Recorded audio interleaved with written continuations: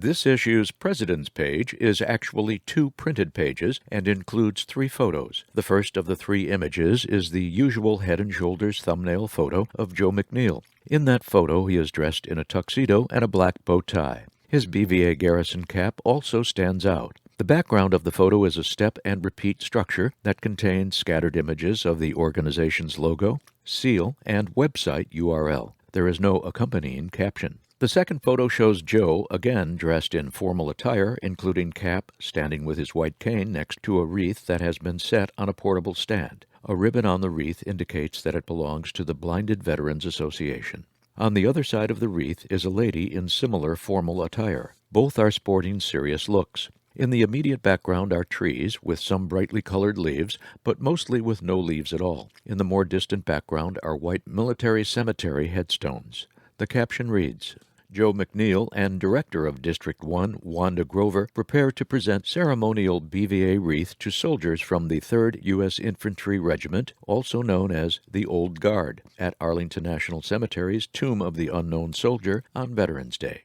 A third photo reveals Joe once again, dressed just as he was in the previous photo, and standing with his cane. With him, also standing, is a lady attired in a blue sleeveless dress. The two are in a large, circular hallway that includes few relatively tall pillars. The caption states, Brianna Cummings, winning Artist of the Veterans Day 2022 poster contest that also includes art for the lapel pin and ceremony program, poses with Joe McNeil following reception at the Military Women's Memorial. Cummings is a public relations specialist at the Erie, Pennsylvania VA Medical Center. Joe's President's page begins with the following. I hope everything is well with you and yours. It has been a crazy winter for many in this country. We have had plenty to deal with in most areas, some of which has been the frequent damaging rainstorms and snowstorm. I hope we can persevere and embrace 2023 with all the vigor we can muster. With the coming of 2023, we as a group are about to embark on our regional and national elections of officers, and we need to take a very close look at our leadership. I have had numerous conversations with members across the association, and most of them have dealt with issues relating to leadership and election of officers on a local level. Below are just some of the things that have emerged out of the conversations. Anyone running for office should first ask themselves some hard questions. The first one should be, why am I running for office? The second should be similar. Do you plan on honestly working in your elected office? Some follow-up questions are these.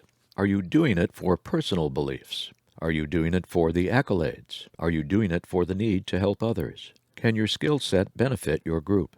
All of these questions and more are what you need to ask yourself before volunteering.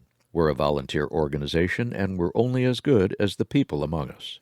Additionally, over the past few years, I have been asked a question from members. What does it take to be a good leader?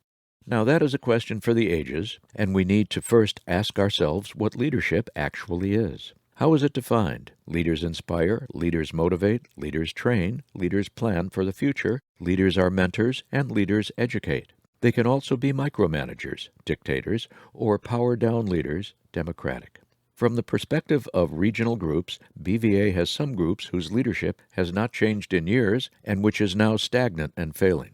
There are others whose leaders have taken shortcuts to stay in positions and fail to keep the membership informed while conducting social events on the regional group dime.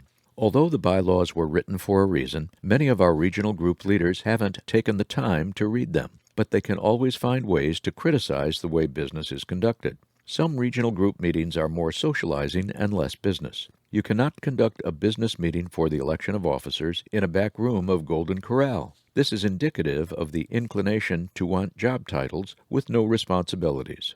No one wants to be a leader forever, but often it seems that no one wants to step up and help.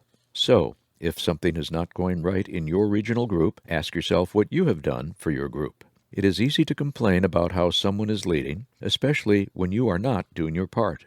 If this organization as a whole is to survive, we need to change a few things, starting with holding our leadership and membership accountable when needed. A regional group cannot survive if the officers elected do not fulfill their responsibilities or if volunteers are not doing the job they volunteered to do. No one should be in one position forever, so train your replacement, look for new talent, and embrace new ideas. If your heart is in it, you can do it. If you are not satisfied or don't want to do the job you were elected to do, then do everyone a favor and step down so that someone else who is willing can do the job. Here is some food for thought if you plan on making some changes in your life. Start by looking in the mirror first and be honest when you ask this question. Did I do my best in whatever position I held, or could I have done better? Remember, these are your regional groups, and they are only as good as you make them. I look forward to seeing some of you at your state or local conventions or the national convention.